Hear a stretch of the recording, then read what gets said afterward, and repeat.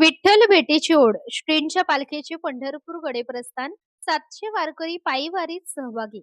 वारकरी संप्रदायात अनन्यसाधारण महत्त्व असलेल्या पंढरपूर येथील आषाढी एकादशी यात्रा महोत्सवासाठी दरवर्षीप्रमाणे यंदाही शेगाव येथून श्री संत गजानन महाराजांची पालखी भक्तिमय वातावरणात रवाना झाली.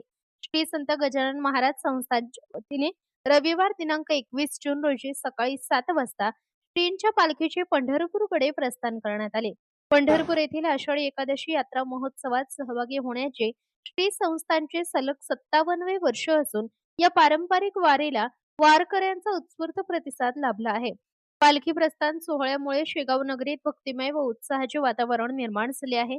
यंदा सुमारे 700 वारकरी, टाळकरी, पताकाधारी तसेच सेवेकरी पायी वारीत सहभागी झाले असून जय हरी विठ्ठल गणगण गणात बोते या अखंड नामघोषात संपूर्ण वातावरण दुमदुमले आहे.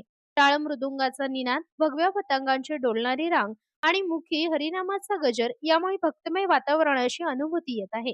दरम्यान श्री क्षेत्र नागझर येथे महाप्रसादानंतर पालखी पुढील प्रवासासाठी मार्गस्थ होणार असून वारकरी मोठ्या संख्येने मोठ्या उत्साहात पंढरपूरच्या दिशेने प्रस्थान करत आहेत.